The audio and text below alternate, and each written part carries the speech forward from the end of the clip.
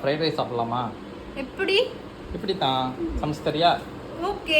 இந்த ஃப்ரைட் ரைஸை நான் வீட்டில் செய்கிறதுக்கு பேசாமல் 120 ரூபா கொடுத்து கடையிலே வாங்கியிருக்கலாம். இதில் வந்து நிறைய பொருள் சேர்க்குற மாதிரி இருக்கும். அதுக்கு பேசாமல் கடையிலே வாங்கிடலான்னு தான் எனக்கு தோணுச்சு.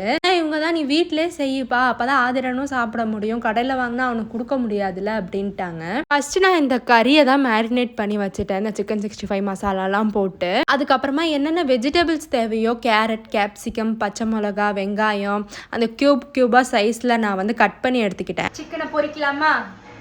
அதுக்கப்புறமா ஒரு பேனில் கொஞ்சமாக ஆயில் ஊற்றி நான் அந்த சிக்கனை பொரிக்க ஆரம்பிச்சிட்டேன். கீழே ஃபுல்லாக அடி பிடிக்க ஆரம்பிச்சிருச்சு. அந்த மசாலா எல்லாமே அந்த எண்ணெயில் போய் அடி பிடிக்க ஆரம்பிச்சிருச்சு. என்ன மிஸ்டேக் பண்ணேன்னு எனக்கே தெரியல. யாருக்காவது தெரிஞ்சிச்சுன்னா கமெண்ட்டில் சொல்லுங்கள். ஃப்ரைட் ரைஸை தாளிக்கலான்னு சொல்லிட்டு இஞ்சி, பூண்டு, அப்புறம் பச்சை மிளகா, வெங்காயம், கேப்சிகம்லாம் போட்டு நான் தாளிச்சிட்டு இருந்தேன். சிக்கனை கொஞ்சம் சின்ன சின்னதாக நறுக்கி தாங்களேன் அப்படின்னு சொல்லிட்டு அவங்கள்ட்ட கொடுத்தா எல்லாத்தையும் வாயில் தான் போட்டாங்க. அட சாப்பாடு செய்கிறதுக்கு கொஞ்சம் மிச்சம் வைப்பான்னு சொன்னதுக்கப்புறம் தான் விட்டாங்க. நான் ஒரு 3 முட்டை ஆட் பண்ணியிருக்கேன் அந்த ஃப்ரைட் ரைஸ்க்கு. அதுக்கப்புறமா அந்த ரைஸ் ஆட் பண்ணியிருந்தேன். ஸ்டீம் பண்ண ரைஸ் தான் இது. ஒரு பேக்கெட் ஹாப்பிமா பவுடர், அதுக்கப்புறமா 2 ஸ்பூன் சோயா சாஸ், அப்புறம் ஃப்ரை பண்ணி வச்சுருந்த சிக்கன், கொத்தமல்லி போட்டு நல்லா கிண்டி இறக்குனா அவ்வளோதான், சூப்பரான ஃப்ரைட் ரைஸ் ரெடி. உனக்காக பிறந்தேன்